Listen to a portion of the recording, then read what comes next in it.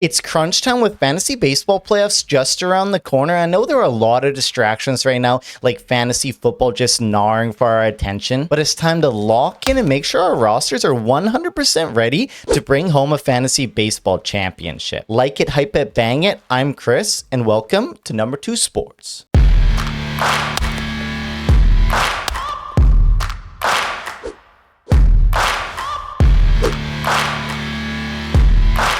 Okay, so first up here, I have no idea why they waited just so long to promote him. The team has just been slipping for over a month now. He has absolutely nothing left to prove in the minor leagues. He's one of the best minor league prospects, in my opinion, since Paul Skeens. We've talked about him way too much throughout the season now, but he's finally up and starting today, at least when you see this video on Saturday. We have Cade Anderson from the Seattle Mariners. Now, don't worry, I'm not going to do another deep dive back into Anderson. We have talked about him so much this year. Actually insane how long it took for him to get to the big leagues. Any way you look at either them trying to save his rookie eligibility, or there wasn't a rotation spot, or whatever the excuse the GM of the Seattle Mariners wants to make, I think it personally was just the wrong decision. He should have been up a while ago trying to save the chances that the Seattle Mariners had of snagging one of those last wildcard spots. Regardless, though, he's up now, and hopefully there's going to be no funny business. He's not going to be an opener. He's not going to get piggyback. Just let him go out there, get his 6 to 8 starts to close of the year, and I think he could potentially be like a legitimate difference maker for fantasy managers over the fantasy baseball playoffs.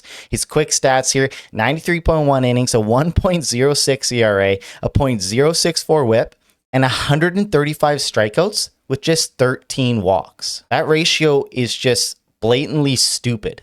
He only has 2 more walks than earned runs this year. Add him everywhere, blow your load, blow your remaining budget, drop your worst pitcher, and just hope that Anderson can pull through on the hype train and be an ace to close out 2026. Next up, we have a guy who's quietly been on quite a nice tear lately. Royals have gotten healthier. The lineup doesn't look as tragic as it did a little while ago, even though I just saw that Garcia actually did go back on the IL, so that does kind of stink. But we have the left-handed hitter, Michael Massey from the Kansas City Royals. So he's ranked 68th over his last 14 days, going 16 for 14 with 2 home runs and a .595 slugging percentage. Massey has just been stringing together a bunch of multi-hit games lately. He's pulling the ball in the air at a career high clip. He's not striking out or whiffing much, and the bat speed has jumped up nearly 2 miles per hour this year compared to last. Massey did hit 294 in June, 266 in July, and 357 so far in August, with his highest OPS of the season at 969. Nice. The Royals have actually been piling up the wins lately, with a couple guys healthy and back from the IL, and with nothing left to play for this year, the hope is that Massey can increase his stock heading into the offseason and be a productive end-of-the-roster guy for 12-team leagues with second base and outfield eligibility. Okay, and just a little heads up here, we're not going to do these insanely big deep dives on a lot of these guys as we've done throughout the year. There's only a few weeks left in the regular season here, so really we're just looking guys that could potentially get hot just to get us a little boost at the end of our benches as we head into the fantasy baseball playoffs. So this will probably be a shorter video, again, not as in depth as we've been doing throughout the year. On that note, we'll keep going with one of the hottest hitters in the league over the past week or so, with catcher eligibility as well. A little nice bonus titties on top, or at least in Yahoo. Someone who the Pittsburgh Pirates actually acquired in the trade deadline last year, Rafael Flores Jr. So yes, Flores did come over in the David Bednar trade last year at the deadline. He consistently did put up strong minor league numbers throughout his career, and it's just been crushing the ball so far in his 19 games in the majors in 2026. He has a .313, .411, .729 triple stash with a 1.140 OPS with 6 home runs, 12 RBI, and has a 99th percentile barrel rate at 21.2%, which is just obviously insane. He's not going to keep it up that high. That's just absolutely ridiculous, even for such a small sample size. The pull air percentage is elite though. The walk rate is elite. The contact is okay. It's a little lacking at only 68.1%. But if you're someone who just lost Hunter Goodman like myself, like I did in a couple of my leagues, and need to replace him in catcher, Flores Jr. could be a nice little stopgap in the meantime with some potentially rest of season value if he just continues to hit well. Either way though, he's definitely looking like someone that I'm going to target in 2027, a name to remember as a nice sleeper pick if he continues to hit the ball well over the final course of the 2026 season. My tummy is rumbling, man. I don't know if I'm just starving for fantasy baseball or I need to go rip a Rona or something. Either way though, the hunger don't stop. Next up, we have a popular guy on this channel that we've talked about a bunch, a very various points throughout the season. Someone just blessed, with that 100th percentile sprint speed. He has a great home ballpark, and he's just getting on another roll lately. We got Henry Bolte from the A's. So Bolte has attempted 22 steals in 85 games this year, being caught 8 times, which is just kind of unacceptable with his type of sprint speed and supposedly his baseball instincts, especially considering he went 44 for 46 last year in the minors and 17 for 19 this year in AAA. Since the beginning of August, Bolte has had a 52% hard hit rate, a 93.2 mile per hour average exit velocity, a 25% K rate, and an expecting batting average of 300. Strikeouts and ground balls have kind of held Bolte's stats back this year so far as a rookie, but August has definitely been his best month of the season by far, and like most athletic hitters, he fares much better at home, batting .313 with an .806 at home, and that's where they're scheduled to play all 6 of their games next week and have another nice, juicy, sexy 6-game home streak during most people's semifinals starting September 7th. I've always liked Bolte. You guys know that I've talked about him a lot, various points, various videos throughout the year. I like his skill set. It's just a matter of if he's finally, putting it together and showing some consistency. We can sort of see what the potential ceiling will be, especially when he gets better at stealing bases and especially when more of that power starts to show up. All right, next up, when a pitcher just throws hard and has a legit breaking ball and gets the opportunity to regularly start, we pay attention for fantasy baseball, and that's exactly what this next guy does. We have George Clausen from the Los Angeles Angels. So Clausen debuted at the beginning of the year with a couple short, cameo appearances where he just got absolutely bent over. He got destroyed. He walked 5 batters in both outings, which is honestly just pretty impressive in just 2 innings of work. And, not impressive in the good way, duh. But when he returned to the majors on August 7th and walked 4 more batters, but with at least better results, I still honestly wasn't too interested.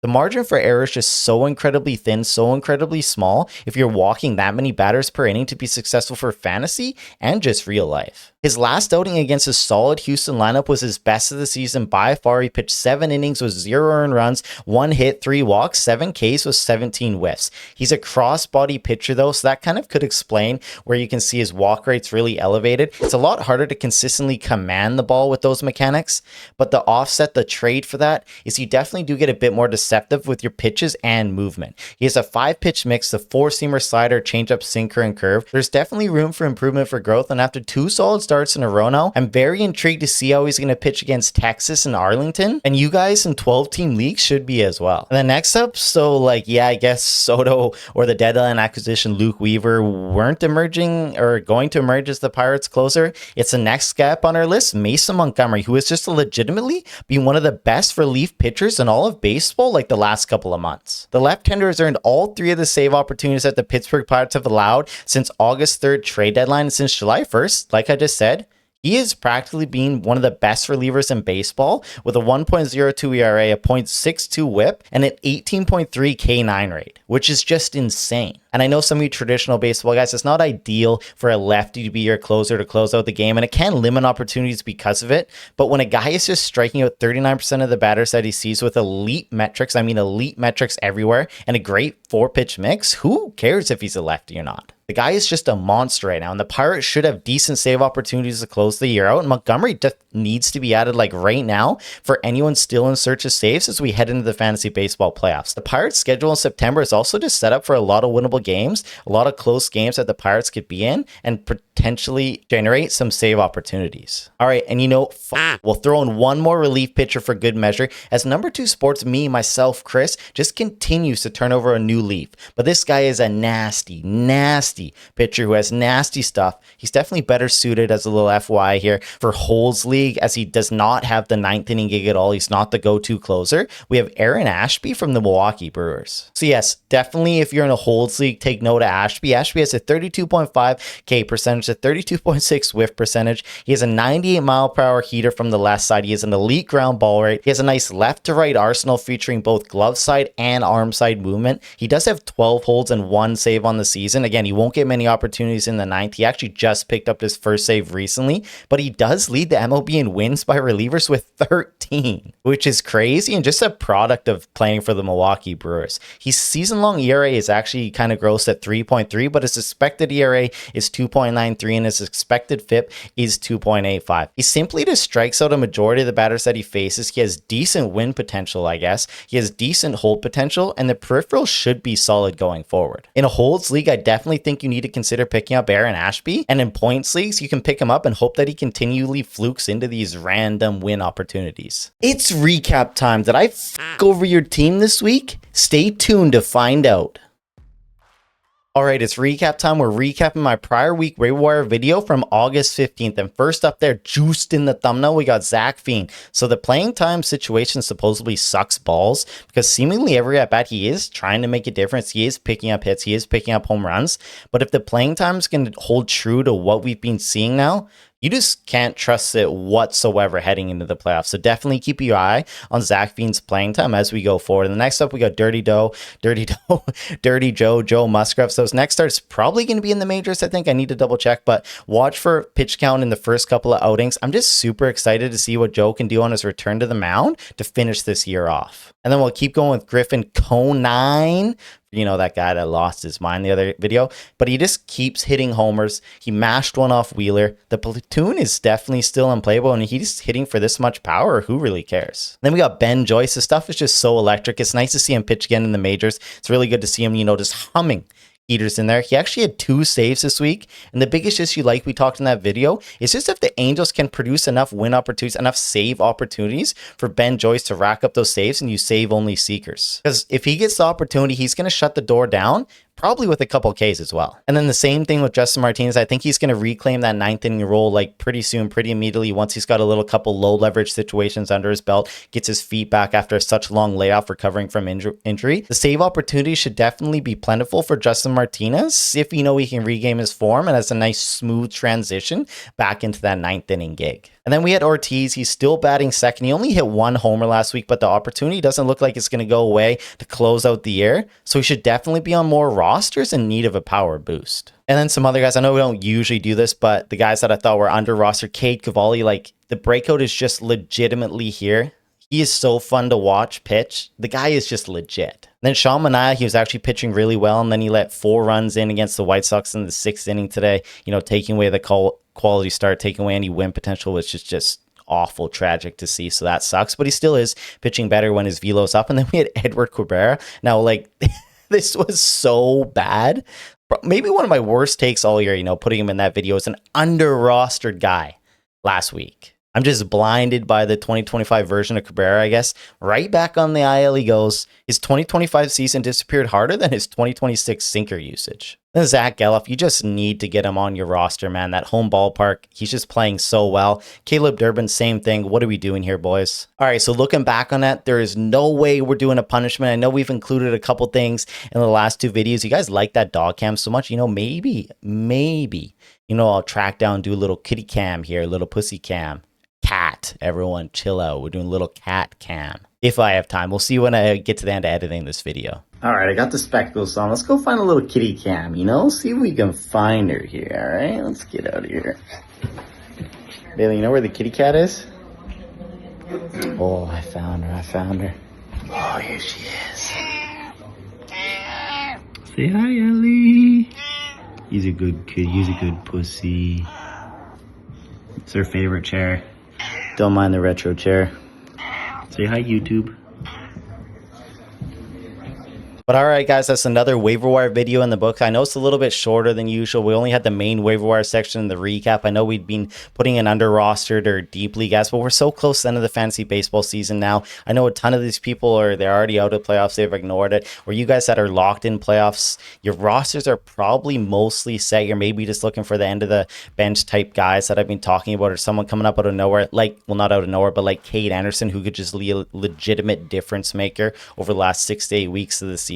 I don't know if I'm going to do another fantasy baseball video next week. I've been thinking maybe I'll just do a strictly playoff one. No, I honestly kind of just want to take a break before we get revved up full gear into fantasy basketball season. I want to get a full start for it. I want to be able to put a ton of videos, have a ton of good ideas to get us ready for fantasy basketball draft prep. So I don't want to be rushed at all. Because again, I can really only put out 1 or 2 videos a week with my current time situation. I'll definitely put a post. I'll keep you guys updated, but I wish all you, if this is the last fantasy baseball video of the year, the best of luck in the playoffs. I hope you guys bring home championships. I'm so grateful that you guys all stuck with me all throughout this year, you know, liking, hyping, commenting, subbing, trying to grow this channel. It's been a blast. I love you guys. If you're into fantasy basketball, I hope you stick around with me as we get gear up, you know, draft season. Fantasy basketball is a ton of fun. I'm going to try and hopefully get something set up, you know, to put some leagues together.